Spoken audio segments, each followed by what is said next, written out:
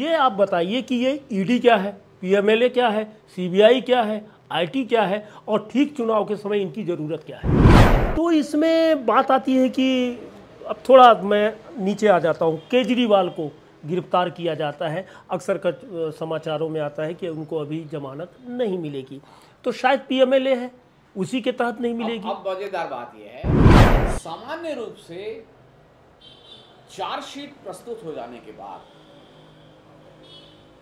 Bell is rule and jail is exception, ये फॉर्मूले के तहत हाई कोर्ट जमानत देता है। केजरीवाल को जेल में रहना किसी को भी, केजरीवाल ही नहीं, किसी को जमानत नहीं हो रही है। 1.5 साल से सत्येंद्र जैन, मनीष सिसोदिया बंद है, किसी को जमानत नहीं हो रही है। सुदीप जी, पी सरस चंद्र रेड्डी, वो कैसे छूट जाते हैं? मैं यही बता रहा हूं। और केजरीवाल के इतना बोलने पे कोर्ट में सन्नाटा छा जाता है। अप्रूवर है तो कोई बात को नहीं होती कि इस पे क्या किया जाए। विधानसभा चुनाव के दौरान कुछ तो प्रभाव पड़ा है, जिसके चलते 3 राज्य देखते ही देखते भाजपा की झोली में चले गए।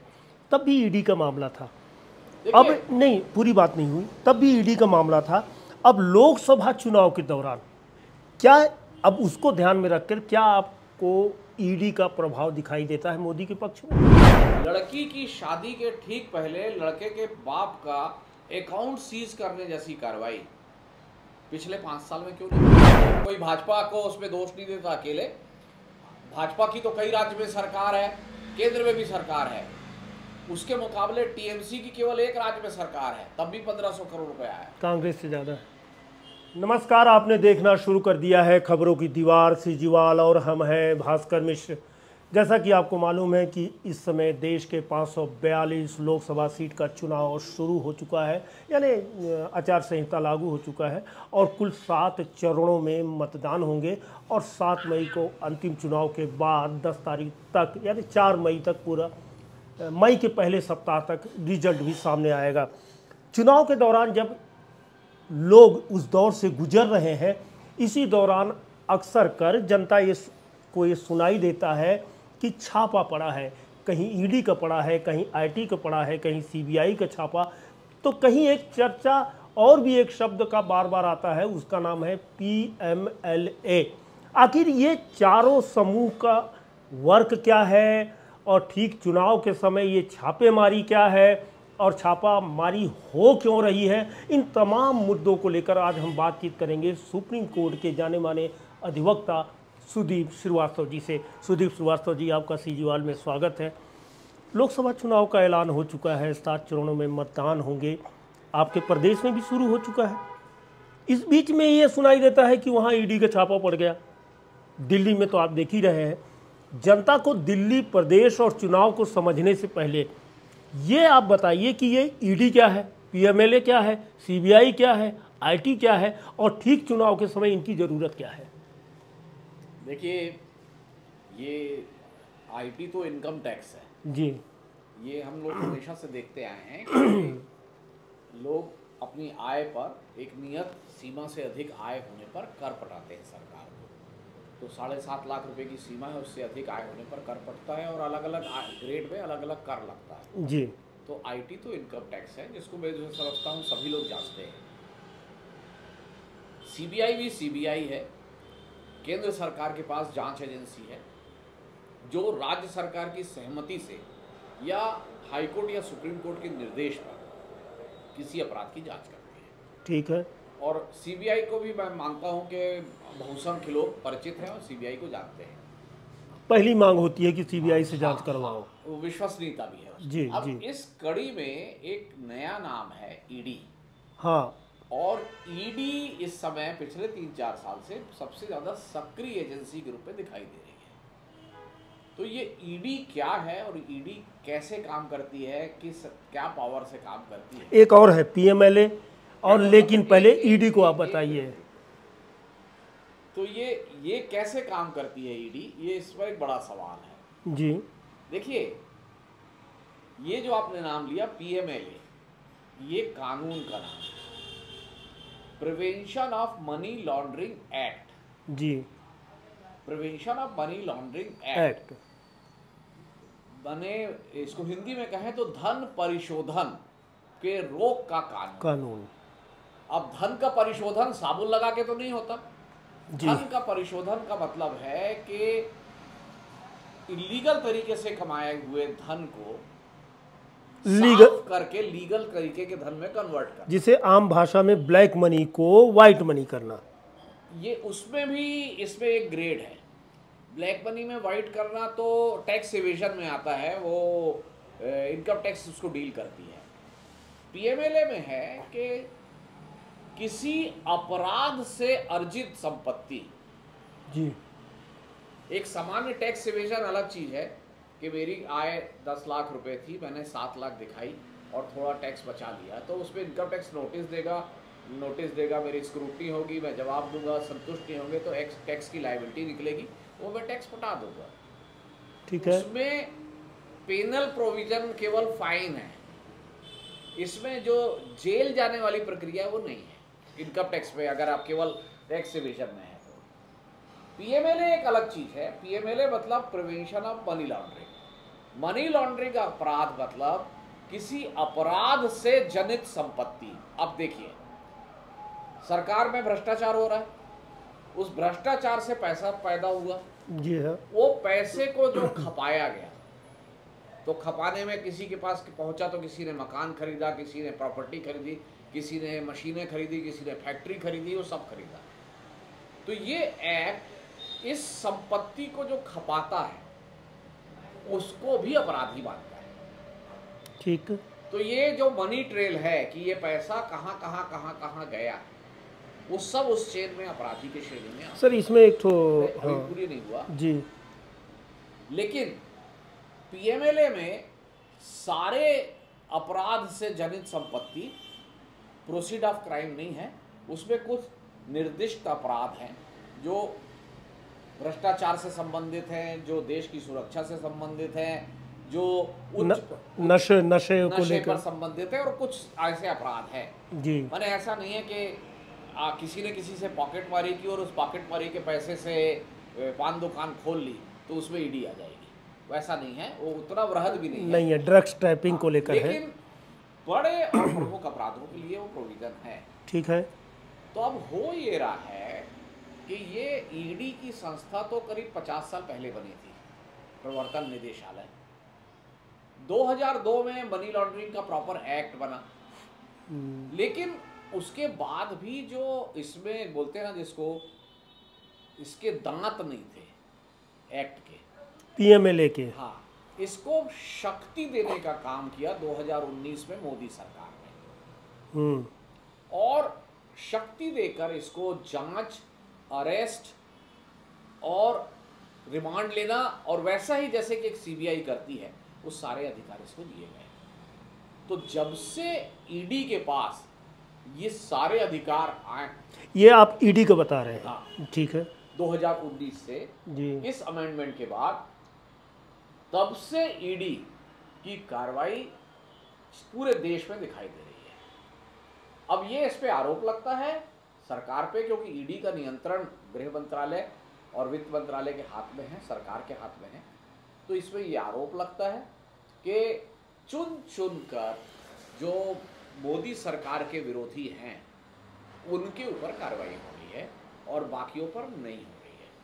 पीएमएलए भी बता दीजिए कि जैसे आपने अभी बताया कि ड्रग्स ट्रैपिंग होता है, आतंकवाद निरोधक से जुड़े हुए मामले होते हैं, तो इसमें बात आती है कि अब थोड़ा मैं नीचे आ जाता हूँ, केजरीवाल को गिरफ्तार किया जाता है, अक्सर समाचारों में आता है कि उनको अभी जमानत नहीं मिलेगी, तो शायद पीएमएलए है उसी के तहत नहीं मिलेगी। अब मजेदार बात यह है कि मैं खुद टीवी देखता हूँ, टीवी में ये बताया जाता है कि भाजपा के प्रवक्ता बोल रहे हैं कि भाई देखिए जी, बहुत बड़ा भ्रष्टाचारी है केजरीवाल, इसलिए तो कोर्ट जमानत नहीं दे रहा है। हाँ, ये तर्क देते हैं, तर्क है। और उधर से आम आदमी पार्टी का प्रवक्ता बोलता है कि उनका किसी फाइल में दस्तखत नहीं है, 1 रुपए नहीं मिले, 1 रुपया नहीं लिए हैं, कुछ नहीं है, कैसे उनको पकड़ लिया गया। अगर कोई अपराध नहीं किया है तो फिर जमानत क्यों नहीं हो रही है? ये सामान्य धारणा होती है। यही एक ऐसी बात है जो शायद मैं मानता हूं कि आम आदमी की जानकारी से दूर है। सामान्य रूप से चार्जशीट प्रस्तुत हो जाने के बाद bail is rule and jail is exception, ये फॉर्मूले के तहत हाई कोर्ट जमानत देता है कि जब तक जांच पूरी नहीं हुई है तब तक तो जेल में रखिए गैर जमानती अपराध में, और जांच पूरा हो जाने के बाद शर्तें लगाइए कि ये गवाह को प्रभावित नहीं करेगा, एटसेट्रा एटसेट्रा, और उसको जेल में रखिए, है ना। उसके बाद जमानत दे दीजिए। तो जमानत में रहता है, ट्रायल चलते रहता है, उसके जो सजा होती है तो जितना पीरियड रह चुका है उसको काट के सजा होती है, और अगर छूट जाता है तो छूट जाता है। तो ये जो जमानत का प्रोविजन है, हाँ, ये पीएमएलए में इतना कठिन कर दिया गया है संशोधन करके। कब हुआ संशोधन? ये 19 का ही संशोधन है, मैं कह रहा हूं। इसमें दो चीजें हैं। एक, पहला चीज है कि तीन चीजें। बर्डन ऑफ प्रूफ सामान्य आईपीसी में सरकार के ऊपर होता है, पुलिस के ऊपर होता है कि वो साबित करे कि भास्कर मिश्रा ने ये अपराध किया है। और कोर्ट ये मानती है कि जब तक गिल्टी प्रूव ना हो तब तक भास्कर मिश्रा इनोसेंट है। ठीक। पीएमएलए में उल्टा है। पीएमएलए में सबूत का भार उस व्यक्ति पर है जिस पर आरोप लगाया गया। अब उस व्यक्ति को साबित करना है कि मैंने ये अपराध नहीं किया है। उल्टा है, बर्डन ऑफ प्रूफ रिवर्स है। अच्छा।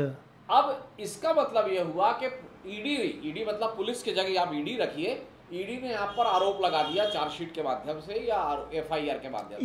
ये आपका मिल रहा है, आप इसको प्रूव कीजिए। आरोप है। तो ये आरोप प्रथम दृष्टया तब तक स्टैंड करेगा जब तक के ट्रायल ना हो जाए, और ट्रायल के बाद, गवाही के बाद ये साबित ना हो जाए कि नहीं ये तो पूरा ही झूठ था। कब तक चलेगा ऐसा? ठीक ठीक। तो प्रथम दृष्टया अगर दिख रहा है तो जमानत नहीं देना है, ये पहला रूल है पीएमएलए का। तो सारी एफआईआर और सारी चार्जशीट प्रथम दृष्टया है ये बताती है। इसलिए केजरीवाल को जेल में रहना, किसी को भी केजरीवाल ही नहीं, किसी को जमानत नहीं हो रही है। 1.5 साल से सत्येंद्र जैन, मनीष सिसोदिया बंद है, किसी को जमानत नहीं हो रही है। दूसरा ये है कि जो ट्विन कंडीशन है बेल की, कि ट्विन कंडीशन में कि भाई अगर अपराध हुआ भी है तो मेरा इन्वॉल्वमेंट उसमें नहीं है, ये साबित करने का जिम्मा अपराधी पे है। अच्छा, वहाँ वो ट्विन कंडीशन भी फुलफिल नहीं होती। जब तक प्रथम दृष्टि है तब तक चल रहा है, केस चल रहा है। ईडी साथ में क्या कर रही है? ईडी साथ में ये भी कर रही है कि जांच खत्म नहीं करती, लंबा चल रहा है। सप्लीमेंट्री चार्जशीट के नाम पे जांच और बढ़ाते रहती है, तो ट्रायल शुरू नहीं होता और लोग बिना मुकदमा चले जेल की सजा पा रहे हैं, जो पूरा एक तरीके से सजा भोग रहे हैं। एक एक्सेप्शन है सुदीप जी। हाँ। पी शरद चंद्र रेड्डी, हाँ, वो कैसे छूट जाते हैं? मैं यही बता रहा हूँ। शरद चंद्र रेड्डी को अपराधी मान के गिरफ्तार किया गया। उसके बाद शरद चंद्र रेड्डी की बेल नहीं हो रही थी। उन्होंने अपने आप को सरकारी गवाह बनूंगा करके बोला, बाल उछाल दिया केजरीवाल की तरफ, और सरकारी गवाह बन के उसने बयान दिया कि सरगना केजरीवाल के कविता ये सारे लोग हैं। उसकी जमानत हो गई क्योंकि उसकी जमानत को विरोध नहीं किया और वो गवाह बन गया। पीठ में दर्द था। हाँ, और अब उनके बयान के आधार पर केजरीवाल की कविता अंदर है। एक प्रोबेबिलिटी बनती है, आप सुप्रीम कोर्ट के अधिवक्ता हैं, यदि ये जांच केजरीवाल वहीं खड़े हैं कि मैं दोषी नहीं हूँ, हाई कोर्ट, सुप्रीम कोर्ट अब ऐसी स्थिति में क्या उसको 20 साल, 10 साल, 2 साल, 3 साल रख सकते हैं? 2-3 साल तो रख ही सकते हैं, रखे हुए हैं लोगों को। 7 साल तक सजा है तो 3 साल तक तो रख ही लेते हैं, आधा सजा के लगभग। जो एक आध दो किसी को जमानत हुई है वो लगभग आधा सजा काटने के बाद हुई है। क्या ऐसा कोई प्रावधान है कि सुप्रीम कोर्ट, हाई कोर्ट ले सकता है इसको? आर्टिकल 21 जो स्वतंत्रता का अधिकार देता है, यूएपीए में जो अनलॉफुल एक्टिविटी प्रिवेंशन एक्ट है जो आतंकवादी और नक्सलवादी घटनाओं में लगाया जाता है, उसमें भी इसी तरीके की धारा है कि सबूत का भार आपके ऊपर है और जब तक प्रूव नहीं होगा तब तक प्रथम दृष्टया आप दोषी हैं।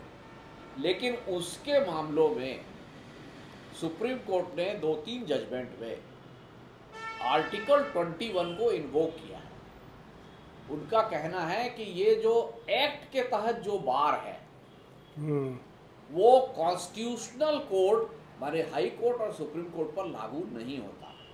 ये एक्ट के तहत बार जो है वो ट्रायल कोर्ट पर लागू होता है और हम चाहे तो किसी फिट केस में आर्टिकल 21 को इन्वोक करके जमानत दे सकते हैं। ये संभावना है। इसी बात को जस्टिस संजीव खन्ना ने पिछली सुनवाई के दौरान कहा है और इस पर जवाब मांगा है और उसके मामले की सुनवाई शायद 19 अप्रैल तय की है। तो जब तक यूएपीए में जैसा हुआ है वैसा ही पीएमएलए में सुप्रीम कोर्ट का जजमेंट नहीं आएगा कि आर्टिकल 21 को इन्वोक करके, देखिए मनी ट्रेल है नहीं, केजरीवाल को पैसा मिला कोई सबूत नहीं है, केवल एक बयान है। उस दिन केजरीवाल अपने कोर्ट में खुद पैरवी कर रहे थे। उन्होंने कोर्ट में माननीय जज के सामने पूछा सरकारी वकील से कि मुझे किस आधार पर गिरफ्तार किया गया है। तो उन्होंने बताया कि आपके खिलाफ 2 बयान हैं। तो बोले वो बयान अप्रूवर का है। तो बोले तब भी वो बयान है, एडमिसेबल है। तो बोले मैं अप्रूवर बन जाता हूँ और मैं बयान देता हूँ कि 50 करोड़ रुपए प्रधानमंत्री 50 करोड़ रुपए अमित शाह को दिया है। तब तो लगे तो क्या आप उनको गिरफ्तार करोगे? और केजरीवाल के इतना बोलने पे कोर्ट में सन्नाटा छा जाता है। अप्रूवर है तो कोई बात को नहीं होती कि इस पे क्या किया जाएगा। वास्तविकता यह है कि केवल एक अप्रूवर के बयान के आधार पर इस तरह से गिरफ्तारी नहीं होनी चाहिए। थोड़ा सा राजनीति में आ जाते हैं। लगभग आपने ईडी, आईडी, सीबीआई के बारे में सब कुछ बता दिया, पीएमएलए को भी बता दिया। अरविंद केजरीवाल की गिरफ्तारी राजनीति पर कितना प्रभाव पड़ता है? कितना भाजपा को इसको फायदा मिलते देख रहे हैं अथवा विपक्ष को इसमें फायदा लेते देख रहे हैं? देखिए, जो गिरफ्तारी है केवल केजरीवाल की नहीं है, हेमंत सोरेन की भी हुई है। एक सिटिंग सीएम की, 2 सिटिंग सीएम हैं जिनकी गिरफ्तारी हो गई है। उन्होंने रिजाइन कर दिया था। केजरीवाल रिजाइन करने के लिए भी तैयार नहीं है और वो कानून में, संविधान में ग्रे एरिया है कि अगर विधायक आप जेल में रह के रह सकते हो तो मंत्री बनने की क्वालिफिकेशन केवल विधायक ही है। तो अभी तक उस पर कोई क्लैरिटी नहीं है। ये मैसेज जा रहा है समाज में कि 2 तरीके के मैसेज हैं। एक है कि जितने विपक्षी लोग हैं सब भ्रष्ट हैं, ये बीजेपी के लोग इस मैसेज को चलाना चाहते हैं। दूसरा मैसेज ये जा रहा है कि नरेंद्र मोदी तानाशाही कर रहे हैं। ये मैसेज विपक्षी दल देना चाहते हैं। चुनाव में दोनों में से किस मैसेज का ज्यादा प्रभाव हुआ ये तो रिजल्ट बताएगा। आज की डेट में ये कहना कठिन है कि इस मैसेज का ज्यादा प्रभाव है या इसका कम है, लेकिन ये है कि कम से कम 10 से 15% वोटर के दिमाग में ये एक बड़ा मुद्दा रहेगा, स्थापित हो चुका है कि या तो वो इस पक्ष में जाएंगे कि ये सब करप्ट है, या इस पक्ष में जाएंगे कि नरेंद्र मोदी तानाशाही कर रहे हैं। विधानसभा चुनाव के दौरान कुछ तो प्रभाव पड़ा है, जिसके चलते 3 राज्य देखते ही देखते भाजपा की झोली में चले गए। तब भी ईडी का मामला था। अब नहीं, पूरी बात नहीं हुई, तब भी ईडी का मामला था। अब लोकसभा चुनाव के दौरान क्या, अब उसको ध्यान में रखकर क्या आपको ईडी का प्रभाव दिखाई देता है मोदी के पक्ष में? नहीं, जब शुरुआत हुई, मैं वही कह रहा हूँ, विधानसभा चुनाव के पहले इन बातों की शुरुआत हुई थी। वो शुरुआत के समय में जो इम्पैक्ट पड़ा, जैसे छत्तीसगढ़ में 5.5 करोड़ रुपए पकड़ के गाड़ी में फोटो खिंचा के दिखाया गया कि देखो ये पैसा जब्त हुआ है। किससे जब्त हुआ कोई वो पूछने वाला नहीं, वो पैसा जब्त हुआ है। तो उस समय जो हुआ उसका जो प्रभाव पड़ा, मुझे लगता है कि अगर कोई चीज बार बार की जाती है तो सही साबित हो जाती है। दोनों चीज होता है, उसकी धार बोथरी भी हो जाती है। काठ की हांडी बार बार नहीं चढ़ती। एक बार चढ़ेगी तो जल जाएगी। आप कहना चाहते हैं लोकसभा में जरूरी नहीं है कि उसका प्रभाव पड़ेगा? हाँ, मैं जो बात बोल रहा हूँ कि ये किस तरफ जाएगा, ये डेस्परेट मूव है। मैं ये कहता हूँ नरेंद्र मोदी सरकार का ये डेस्परेट मूव है कि हमको 370 और 400 सीट पाना है तो विपक्ष को नेस्त नाबूद कर देना है।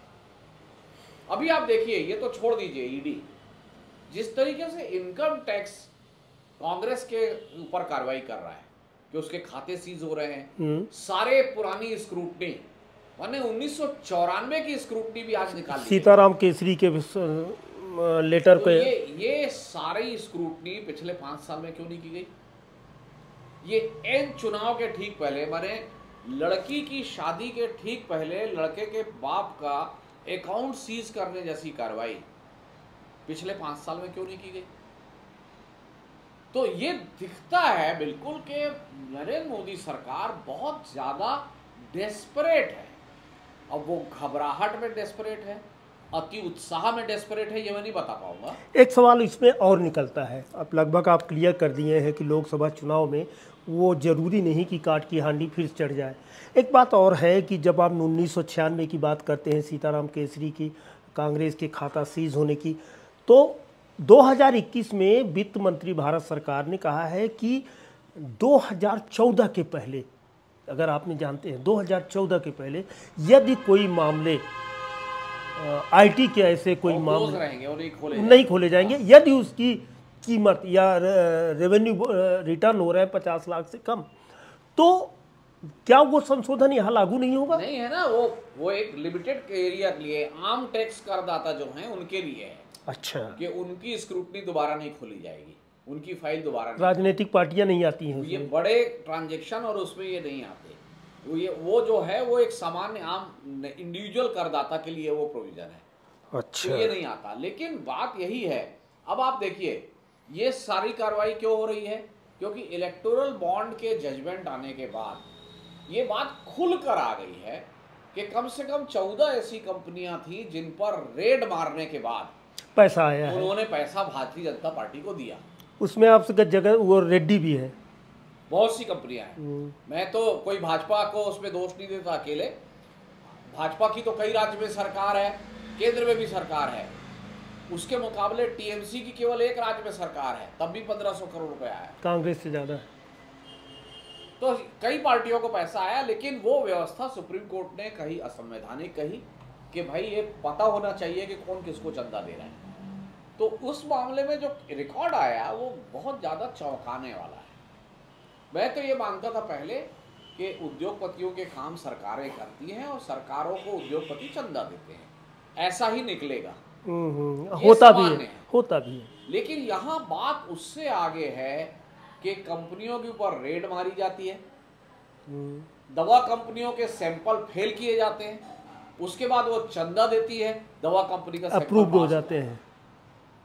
तो सवाल यह है कि पहले दवा कंपनी का सैंपल गलत फेल किया गया पैसे लेने के लिए, या गलत दवा को बाद में पास कर दिया गया पैसा लेने के लिए। दोनों ही सूरत में ये जनमानस के खिलाफ जघन्य अपराध है। सुप्रीम कोर्ट ने बिल्कुल तार कर दिया है। सुप्रीम कोर्ट ने तो केवल जानकारी दिलाई है, अभी उस पर जांच के लिए कोई आयोग नहीं बैठा है, कोई जांच बैठी नहीं है। संभावना है, लोग याचिका लगाने वाले हैं, जो मेरी सूचना है। तो आप भी जा रहे हैं? नहीं, मैं तो नहीं जा रहा हूं। जिन लोग इलेक्टोरल बॉन्ड के केस लड़ रहे थे उनमें से कई संस्था और कई व्यक्ति वो छांट के कहां पर क्लियर दिख रहा है वहां पर जांच की मांग के लिए जा रहे हैं।